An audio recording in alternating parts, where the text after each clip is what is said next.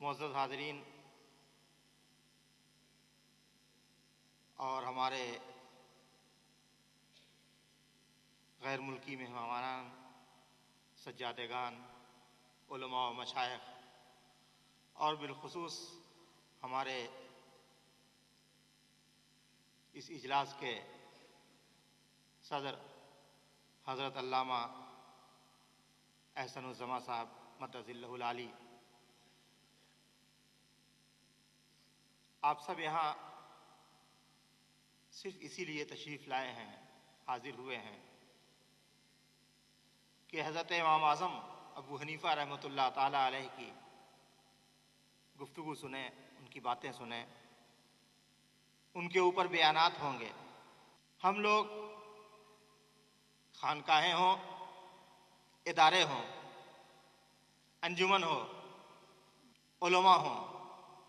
مسجد کے امام ہوں، جب ہم لوگ کوئی کانفرنس کرتے ہیں تو وہ کانفرنس ہماری ایک محدود ہوتی ہے۔ ہر شخص چاہتا یہ ہے کہ ہمارے خانقاہ کے جو بڑے ہیں ہم ان کے نام سے کانفرنس کریں،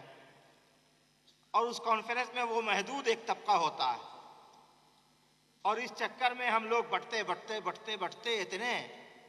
گروپوں میں بٹ گئے ہیں، ہمارے اتنے گروپ ہو گئے کہ اب ہمارے گروپ کو گننا بھی مشکل ہے کہ کتنے ہیں ہم۔ میں بار بار ہندوستان سے بنگلہ دیش آتا رہا، کئی بار آیا، دیکھا کہ یہاں تو سب حنفی ہیں لیکن گروپ الگ الگ ہے، سب امام اعظم کے ماننے والے ہیں لیکن گروپ الگ الگ ہے، سب کو آپس میں ایک دوسرے سے مربوط ہونے کی ضرورت ہے۔ دنیا باطل،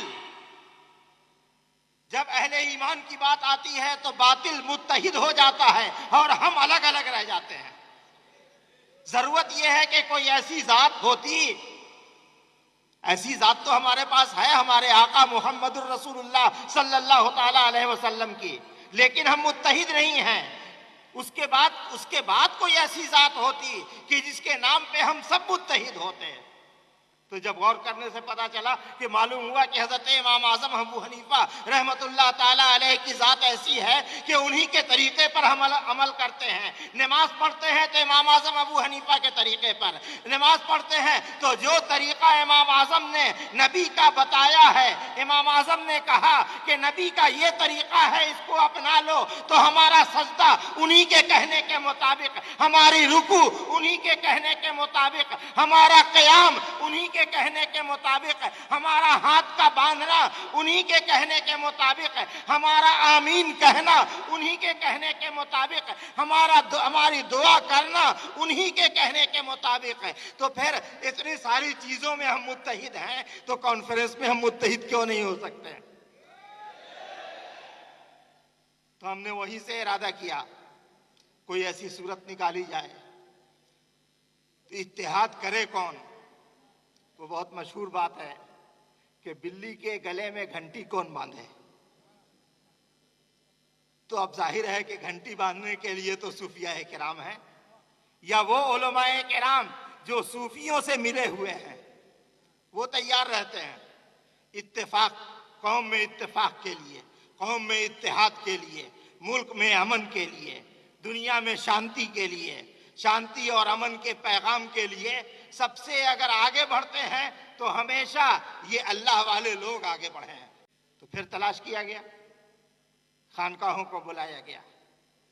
خانقاہوں کے سامنے وہ خانقاہیں جو قرآن و سنت کے مطابق عمل کرنے والی خانقاہیں ہیں، جو امام اعظم کے طریقے پہ چلنے والی خانقاہیں ہیں، وہ خانقاہیں جو سنت کی تابعدار ہیں، جو نبی کی وفادار ہیں، جن کے دل میں عشق مصطفیٰ ہے، جن کے اندر صحابہ کی عظمت ہے، اہل بیت کی محبت ہے، جو امام اعظم ابو حنیفہ کے طریقے کو مانتے ہیں، ان خانقاہوں کو اکٹھا کیا گیا، ان اداروں کو اکٹھا کیا گیا، اور کرنے کے بعد یہ 9 آدمیوں کا، 9 اداروں کا ایک سموہ بن گیا، ایک جمگھٹا بن گیا، ایک گلدستہ بن گیا کہ جس میں نقشبندی بھی ہیں، جس میں ابو العلائی بھی ہیں، جس میں چشتی بھی ہیں، جس میں قادری بھی ہیں، جس میں قلندری بھی ہیں، جس میں رضوی بھی ہیں، جس میں تمام مختلف سلسلے کے لوگ جمع ہو کر کے متحد ہو گئے اس بات پہ کہ ہم اگر کریں گے تو امام اعظم کا نام بلند کریں گے، امام اعظم کی شان بلند کریں گے۔